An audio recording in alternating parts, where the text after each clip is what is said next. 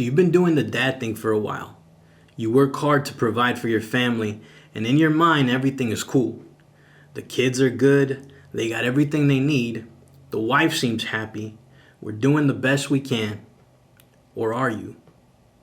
Let's find out.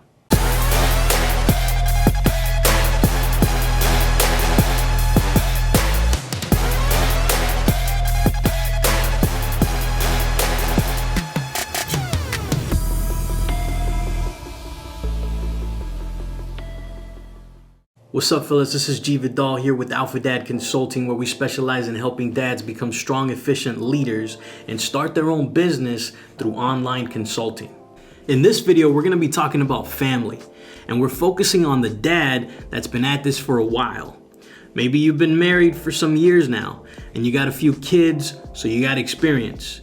You might even consider yourself a seasoned vet, but I want you to ask yourself, what does that look like? What does a seasoned veteran dad look like?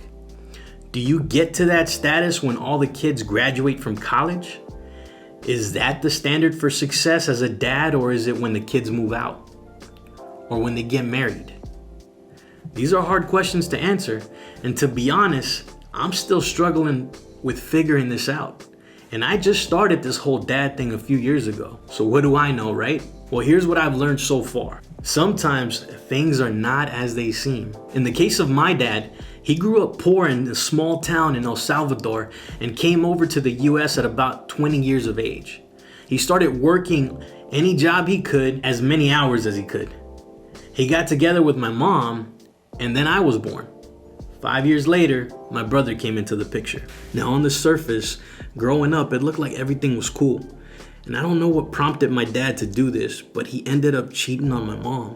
And lo and behold, I got the news that I had a baby sister. I'll never forget the day me and my brother got to meet her for the first time. He had sprung the news on us the night before that he had a daughter out of an affair.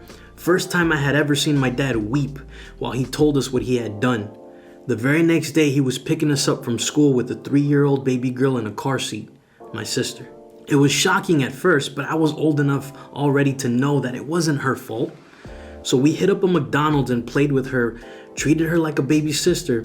Still to this day, I try to reach out to her when I can. Would love to be closer to her, but she's an adult now, so I know she has her own life. The thing that troubled me about my dad was that he thought everything was cool. Hey, I cheated on your mom, had another baby. I told you about her. You got to meet her. And now it looks like everything is cool, right? Nah, man, it doesn't work that way. You see, in my dad's eyes, he thought whatever move he made, whether it was wrong or not, he could figure out a way to bandage it up and duct tape it together to make it work somehow. He thought me and my brother were okay because we had clothes on our backs, a roof over our heads, and food on the table. In his mind, he was killing the dad game. Yet he ignored the actual problem, like what caused him to cheat in the first place. What caused him to be away from us all the time and choose gambling, strip clubs, and alcohol over us. No matter how together you think you have it as a dad, you gotta check in on your family.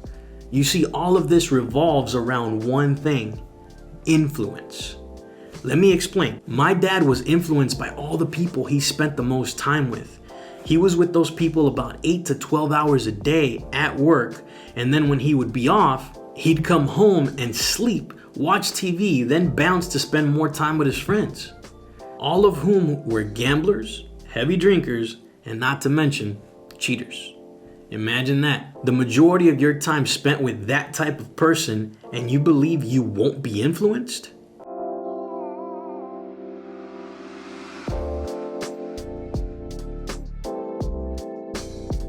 It happens to your kids too. They spend 8 hours a day at school being influenced by teachers and other kids. And if they do extracurricular activities like sports or something, that's more time being influenced away from you. And then parents wonder why kids are disobedient. I would argue that it's because you only get them for a few hours a night. Let's face it, you may not be the biggest influence in their lives. So it becomes your job to find out what is. On top of that, whether it's positive or negative. And if you come to find that it's negative, can you be man enough to ask yourself, is it your fault? And if it is, can you own up to it? By checking in on yourself. And can you be honest about what's actually influencing you? If your typical day looks like you getting home from work, kicking off your shoes, eating dinner and watching TV the rest of the night, with minimal interactions with your family, maybe some small talk here and there, or maybe it looks like a living room full of people with everyone on their phone checking social media, or you waiting for everyone to fall asleep so you can play that video game you've been strategizing about all day at work. Look, I say these things because I've been there, and I've seen it with a lot of dads. You see, as men, we have this conqueror mentality that when we accomplish something, we settle into it and think that the accomplishment will always be there. For example, when you were dating your wife before you got married, you were probably doing all these things for her.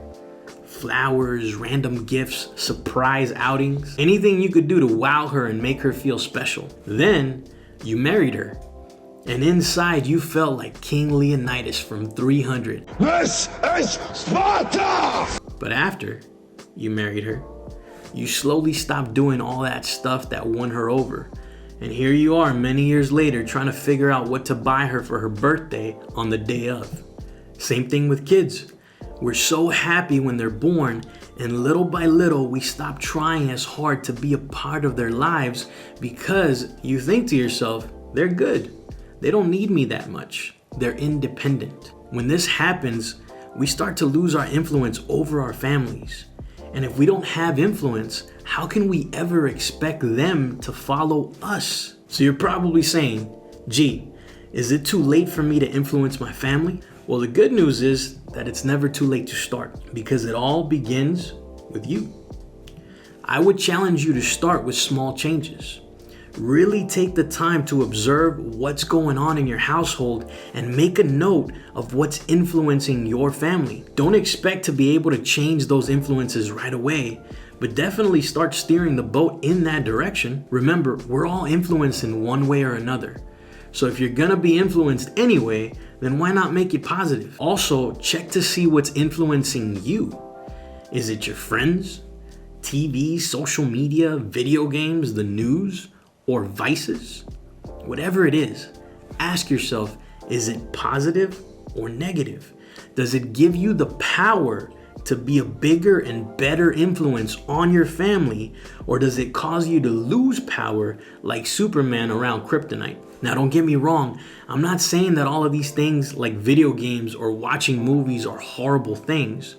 The problem only occurs when they become the most influential things in your life. If my dad could have realized what his negative influences were, he could have changed things and would have had a lot more influence in our household. Instead, my brother and I sought out that influence somewhere else. Your family is a gift, and they deserve the best of you, so don't give them anything less.